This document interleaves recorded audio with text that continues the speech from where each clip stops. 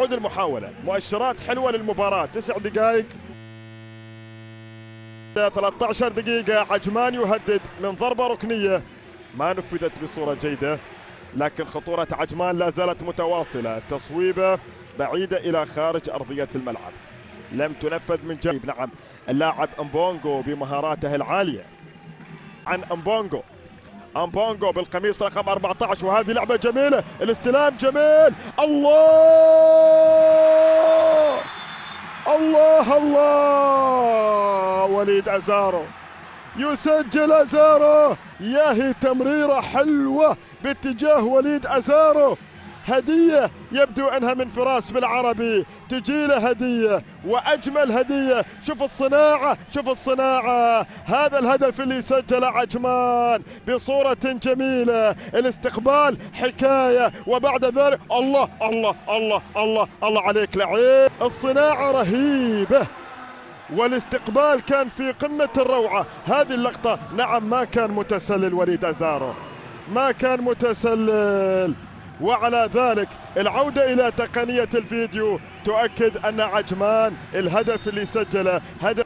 الحضور من جانب الجمهور الواثق جدا أن الكتيبة البرتقالية قادرة على أن تسعد. فراس، هذا هو فراس بالعربي اللاعب التونسي، وهذه الكرة التي من خلالها أتى حكم المباراة بصافرة، والقرار كرة في الجهة اليسرى مرت إلى خارج الملعب للبركان. بلال يوسف يبدأ المحاولة.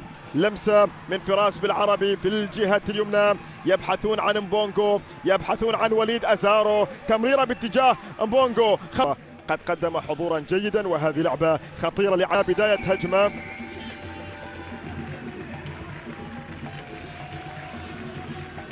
بعرضية فراس بالعربي في هذا المكان. فراس بالعربي، عدارو من المنتظرين، علي من الأول، علي من الثاني. يا ستار، لا لا لا لا لا لا لا لا لا لا لا. كلام كبير، كلام كبير. رهيب هذا البرتقالي على استاذ راشد بن سعيد. عجمان في قمة السعادة. كلام كبير كبير كبير. من بدايتها حلوة هذه اللمسات. علي بداية في هذا الملعب. عجمان من أجل فوزه التاسع في بطولة الدوري والخامس في ملعبه يتمنى ذلك السيناريو. فراس بالعربي يأتي بضربة ركنية للأمام، ملعوبة لا زالت خطيرة. اختصاصي تنفيذ الضربات الركنية. فراس بالعربي يتقدم بالقدم اليسرى، يأتي بمحاولة وصلت إلى بلال يوسف، لا زالت خطيرة. التصويبة من جانب علي مسر. بدأ مشواره التحكيم، سنوات وسنوات من العطاء وسنوات لعمل. مدن بامتياز. فراس بالعربي، أي تمريرة يقدمها اللاعب التونسي بامتياز كبير جدا. هنا المحاولة بلال يوسف، يا سلام. الحلو يكمل، الحلو يكمل. في الدور الأول ضربوا بالثلاثة، وفي الدور الثاني كرروا السيناريو، لكن أي صناعة يقدمها بالعربي. هذا البرتقالي رهيب رهيب رهيب رهيب رهيب. تمريرة كانت هائلة، كرة كانت جميلة. شوف بالعربي أي صناعة يقدمها. بعد ذلك لمسة من جانب امبونغو، المتابعة من جانب علي مدن. الله الله الله الله، هذه معزوفة، هذه معزوفة، هذه معزوفة وليست تمريرة. لاحظ معزوفة عجمان الجميلة.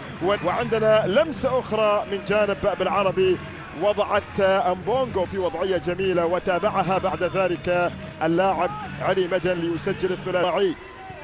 فراس بالعربي، محمد اسماعيل، العرضية 31 هدف في المواجهة الثامنة ما بين الفريقين، يعني كان بالعربي خطيرة خطيرة خطيرة لما يبدأها بالعربي. أزارو أمام بشكل كبير في اللحظات القادمة. مخور فكان من الوحدة الظفراء، الله، افتكاك كان جميل للكرة والمحلعب. تحولت فراس بالعربي دائما ما يكون حاضر ببصماته أو بلمساته. هذه واحدة من اللمسات باتجاه الفرصة الأخيرة. الفرصة الأخيرة، ولاحظ فراس بالعربي يا أخي